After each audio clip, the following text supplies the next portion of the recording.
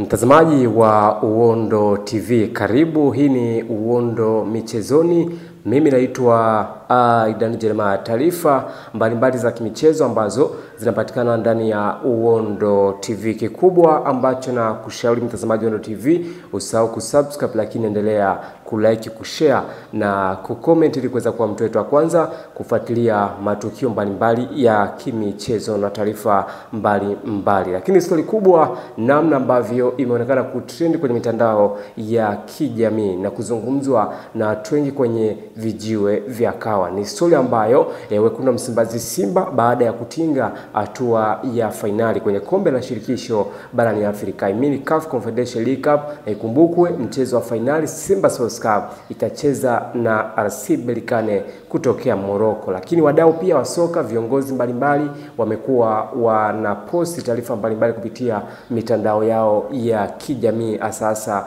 mtandao wa Instagram. Kupitia kwenye mtandao wa Instagram au kurasa wa Instagram wa Haji Sande Manara, ambaye alishakuwa msemaji wa klabu ya Simba Sports Club na msemaji wa klabu ya Yanga, ameweza kuandika andiko zito ambalo limeonekana kuzua gumzo kwenye mitandao ya kijamii. Nikinukuu kile ambacho amekiandika Haji Sande Manara baada ya Simba kutinga hatua ya finali kombe la shirikisho barani Afrika, CAF Confederation League Cup, na mchezo utakuwa ni Simba Sports Club dhidi ya RC Berkane kutokea Morocco, yani home and away, na Simba inaanzia away lakini pia inamalizia nyumbani. Nikimnukuu alichokiandika Haji Sande Manara: kwa nature ya ushabiki wetu hapa nchini ni ngumu sana kwetu kupokea uchungu, lakini hii ndiyo football.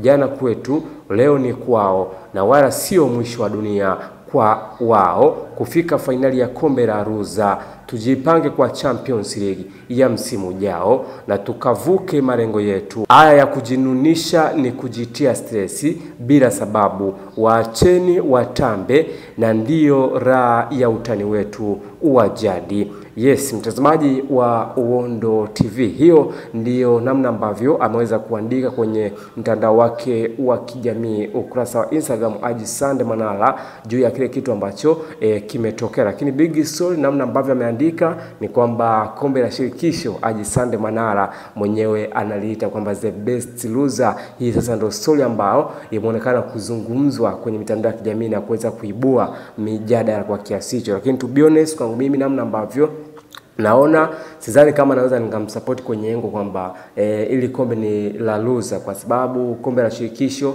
barani Afrika ni kombe ambalo lina hadhi kubwa kwa kiasi hicho, kwa sababu maybe ukitoa CAF Champions League, ukitoa maybe AFL, lakini bado naona kwamba CAF Confederation League Cup au kombe la shirikisho barani Afrika lipo kwenye hadhi ya ukubwa kwa kiasi hicho. Kwa hiyo bado unaweza kusema kwamba ni heshima ambayo inabidi respect kulingana kile kitu ambacho kimekuwa kinafanyika, kwa sababu Yanga 2022-23 walicheza tu ya finali dhidi ya USM Wali, japokuwa walitolewa kwenye zile aggregate au kanuni ambazo CAF wenyewe wameziweka, lakini naona kwamba ni timu ambayo ilipambana. Ukisema kwamba ni the best loser, it means kwamba na Yanga ilipitia kwenye hiyo system au list ya kwamba ni the best loser, ndio maana ilifika finali. Kwa nini hajazungumza kwamba ni the best loser Yanga kipindi inachukua maybe inafika katika hatua ya finali? Kwao ni vitu ambavyo vimekuepo, lakini nafikiri bwana, kuna kama utaratibu ambao umekuwa sio sawa kwa kiasi kubwa, kwa sababu mtu ukiwa sehemu moja ukienda sehemu nyingine,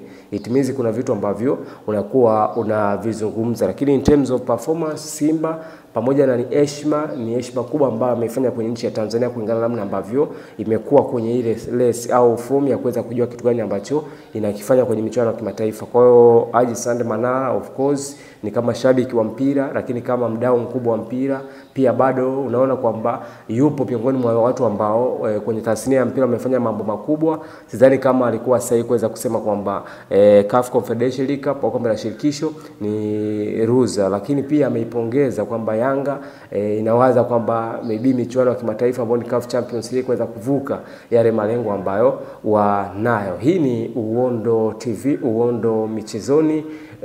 Endelea kusubscribe, kushare na comment. Mimi naitwa Aidan Jeremiah.